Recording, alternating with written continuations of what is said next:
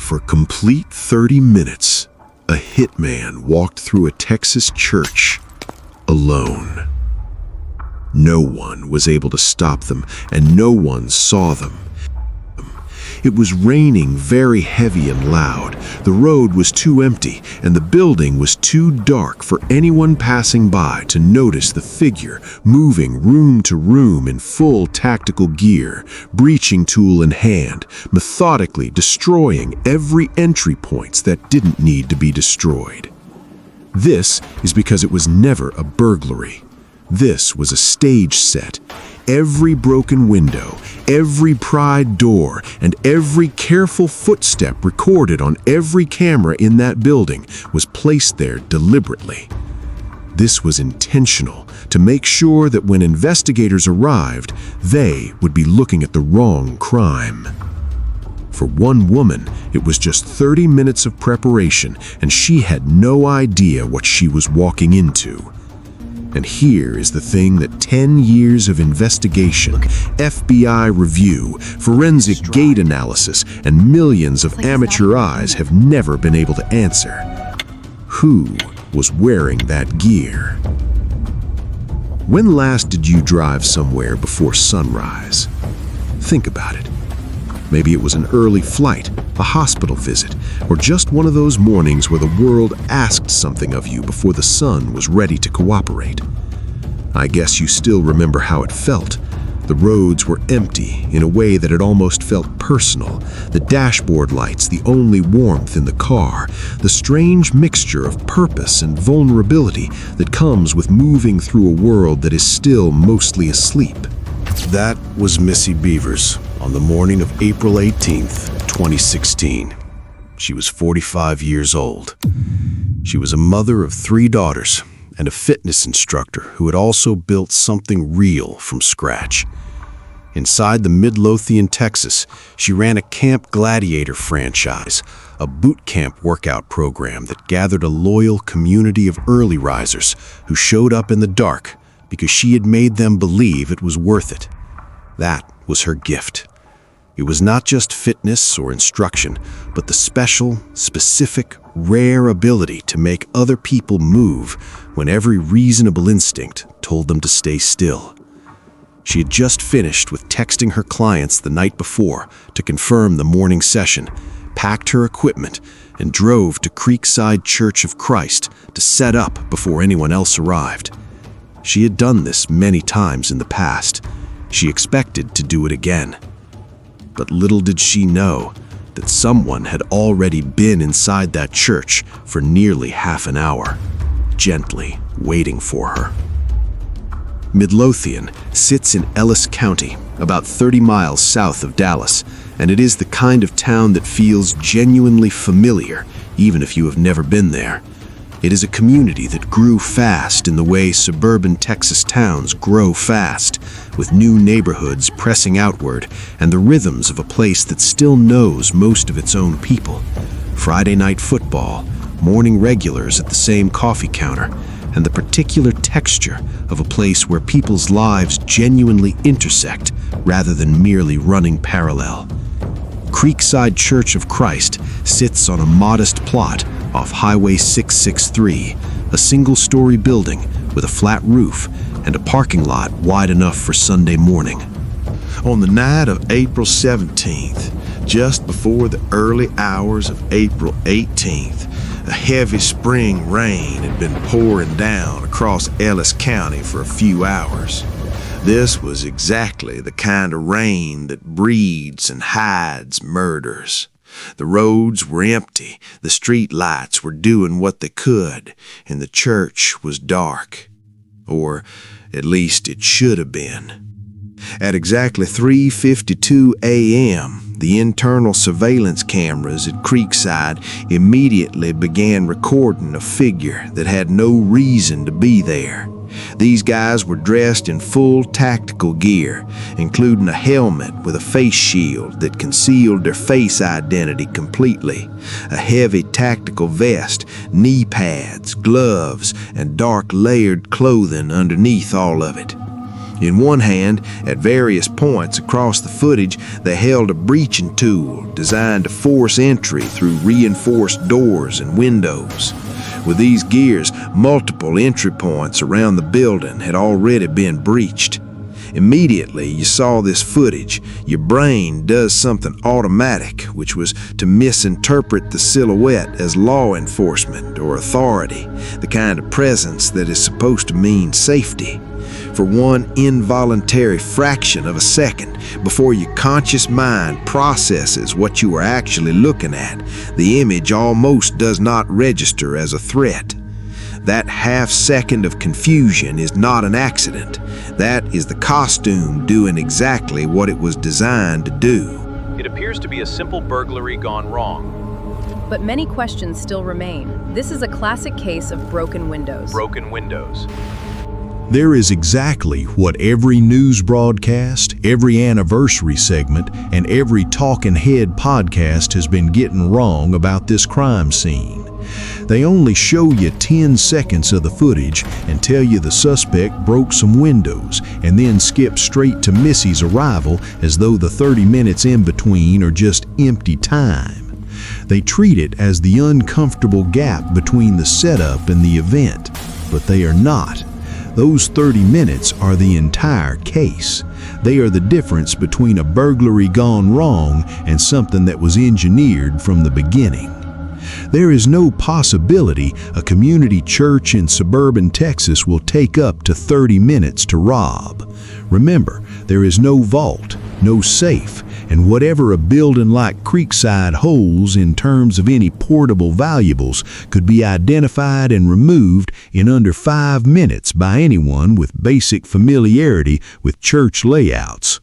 Even accounting for the forced entry at multiple points, the physical destruction visible in the aftermath does not fill 30 minutes of purposeful activity.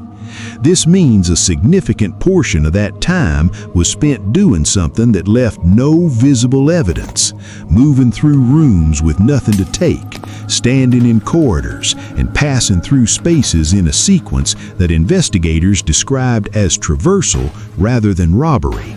It was the deliberate, room-by-room movement of someone who either knew this building well or had studied it carefully enough to make the difference irrelevant, all while waiting for a woman who had posted her schedule publicly the night before.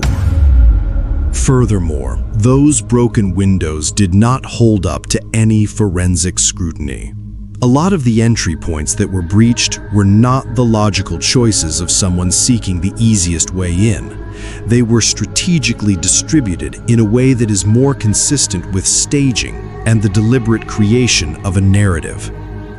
Break enough windows, that was all it took, and the first investigator through the door reads the scene as a tragedy without a target, a woman who simply arrived at the worst possible moment. That investigative error would have closed this case before it had an opportunity to even end. Someone knew that. But the truth remains that the windows are not the detail that broke the investigation, and they are not the reason that after 10 years there is still no arrest, no lead, still no charge, and still no name that law enforcement has been willing to stand behind publicly. The reason is the walk. If you have seen this footage, you already know what that means. The gait of the figure moving through those hallways is immediately and unmistakably unusual. It is wide and heavy, featuring a lateral sway with each step, a rolling distribution of weight that does not match the purposeful movement you would expect from someone in tactical gear with a specific objective. The feet land with a consistent outward rotation, and the shoulders compensate in a rolling motion that suggests the body is managing an injury or a structural imbalance that even the gear cannot conceal. The Midlothian Police released the footage publicly within few days after the murder, specifically asking for help identifying the suspect based on these observable physical characteristics. Simply, they believed the unusual gait was distinctive enough that it would be recognizable, hoping that someone watching would see a walk they recognized, feel that specific uncomfortable recognition, and make the call that changed everything. We need that warrant now! Wait, another tip just came in. Damn it, it's another dead end! A lot of calls were made by thousands of people, and tips flooded in from across the country, but they pointed in too many directions simultaneously to constitute a lead. The harder investigators went deeper on the gait as an identifying feature, the more it began to complicate rather than clarify. Because forensic gait analysts looked at that footage carefully and found something that the phrase, "the suspect walked strangely," does not begin to capture. The gear itself changes how a person walks. A tactical vest improperly weighted or incorrectly fitted causes the shoulders to compensate with each stride. Boots that are too large cause the foot to land with outward rotation as the wearer struggles for grip inside footwear that does not fit their actual foot. Knee pads positioned incorrectly alter the natural articulation of the knee with every step. Any one of these factors applied to a person whose natural everyday walk is entirely unremarkable can produce on camera something that reads as a permanent diagnosable physical condition. This means the most distinctive feature in the entire footage, the one detail that has been studied frame by frame for a decade, may not be real. The physical profile built from that gait analysis may have described a body that does not exist outside of that gear on that morning in that church. The killer, in their real life, may move through the world with a gait so ordinary that you might have even passed them 100 times without knowing for a second. That is not bad luck or a cold trail. That is architecture. That is someone who understood before they ever walked into that building that the cameras would record their movement, and who made sure that what the cameras recorded would not lead anywhere real. Now we have to talk about who knew Missy Bevers well enough to build this, because the figure in that footage did not arrive at Creekside Church of Christ at random. They arrived knowing that a specific woman would walk through that door at a specific time, knowing her schedule, which required someone to be paying attention to her specifically. That kind of attention does not come from strangers. Missy Bevers was married to Brandon Bevers. They had 3 daughters and had been together for years, but by the spring of 2016, the marriage had accumulated the kind of weight that does not show on the outside until someone decides to look. The court records and investigative reporting that investigators gathered over the years following her murder revealed documented financial strain and personal conflicts that had surfaced in legal filings. The picture that emerged was not one of open hostility, but the quieter, more interior portrait of a marriage carrying fractures that had never been addressed, in a household where the surface and the reality had grown far enough apart to matter. Her husband, Brandon Bevers, told police he had been away on a work trip in the Shreveport, Louisiana area that same night of the murder, which would be up to 200 miles from Midlothian. That alibi was examined, and law enforcement has never publicly named him as a suspect. He has maintained his innocence and spoken publicly about his grief over Missy's death on multiple occasions. But investigators understand that an alibi places a person away from a location. It does not place them outside of a conspiracy. A person can be 200 miles from a church in Texas at 4 in the morning and at the same time still be the reason that someone else was inside that church. The existence of life insurance coverage became part of the investigative framework for exactly that reason. The precise figures involved in those policies have not been officially confirmed in the public record, but what is documented is that investigators examined the financial architecture of the marriage seriously enough to pursue it as a line of inquiry. What is also documented through the accounts of people close to Missy is that in the period before her death, she had expressed specific concerns to specific people about her physical safety. She knew something was wrong, even if she did not know how wrong. Relative to this case, there is something particular about the case that surrounds it that is different from the grief surrounding other unsolved murders.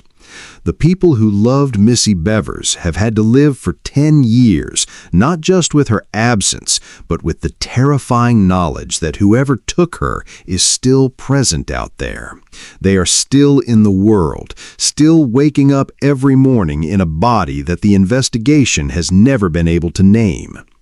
Her daughters have all grown up having that knowledge, becoming young women in the shadow of a question that has never been answered, in a world that stole her mother's voice and owes her an answer it has not yet delivered.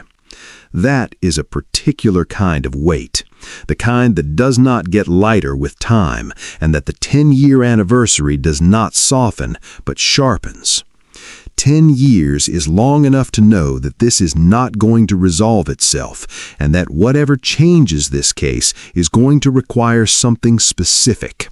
It requires a tip that has not yet been made, a DNA match that has not yet come back, or a person who has been carrying this secret deciding that the weight of it has finally become more than they can hold. Midlothian Police have stated publicly that they believe this case is solvable, and the investigation remains officially open. Biological evidence recovered from the scene remains available for comparison as forensic databases continue to expand. The footage is still there. 30 minutes of a person moving through a church in the rain, caught on multiple cameras from multiple angles, clear enough to study frame by frame, and strange enough to have never stopped generating questions. Inside those frames, somewhere, in the walk that may not be real, in the staging that was almost convincing, and in the 30 minutes of waiting that someone calculated down to the last broken window, there is a name. It has always been there, waiting for the right person that is willing to finally say it out loud.